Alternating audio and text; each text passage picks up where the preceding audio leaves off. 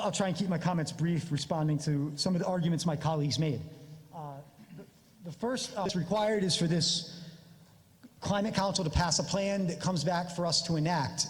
I agree with her, that's how things should be, because if we pass my amendment, that's what the law would be, but there is no requirement that this plan come back to us for ratification or for us to enact under the law as proposed. Our amendment would require us to take an enactment action, and that's the right approach. That's basically the shibboleth of the amendment. What we're all debating about is whether this plan should be self-effectuating, where upon passage by the council, it has the force of law, or it is simply a recommendation to us and exercise our lawmaking power to bring those recommendations to to bring them forth with legal authority. That's the whole basis of the amendment. I want to go back to something that my brother Christopher Blajewski said, because I think it's really critical about the marijuana lawsuit and how it relates to this amendment.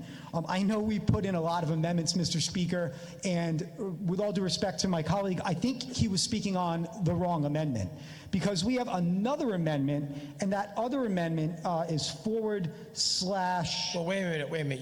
We have to vote this amendment before you put another... We're not debating the amendment, but my colleague Christopher Blajewski was arguing on a different amendment, because that other amendment deals with us having to ratify the plan similar to the marijuana regulations that was the subject of the lawsuit. We are not having what's called a legislative veto on the regulations enacted by the plan. That's another amendment we decided not to do because of this argument.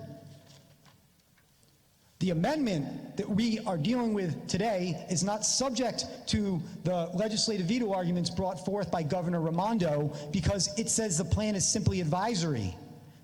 It doesn't start out as a regulation that then we have to bless in order for it to have the force of law.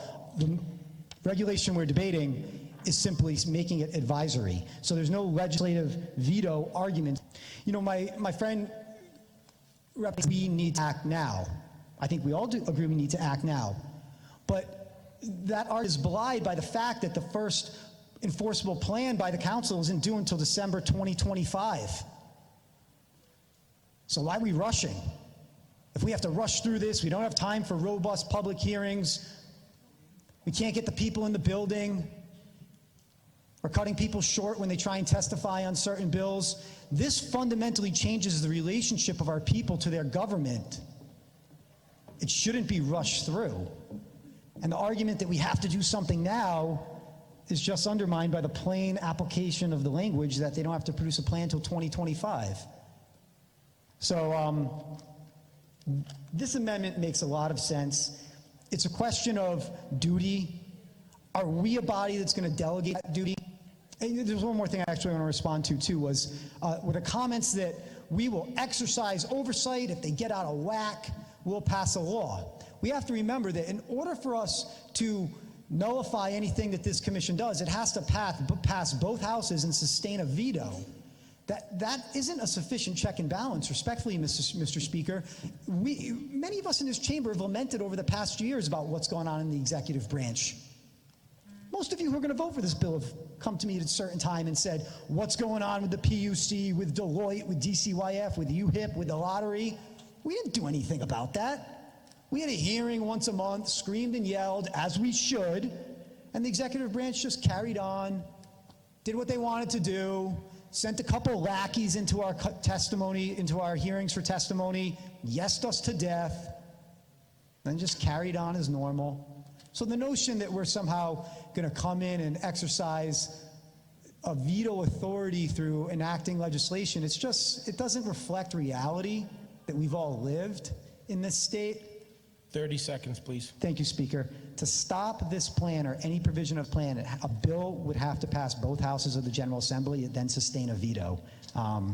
That's not sufficient when the lives and pocketbooks of our constituents, businesses, and municipalities are being regulated by an unelected group of bureaucrats who Representative Knight named, and I've never seen one of them on a ballot. Thank you. Thank you. Representative Morgan, and then Representative Place. Thank you, Speaker. We're elected by our constituents to put their best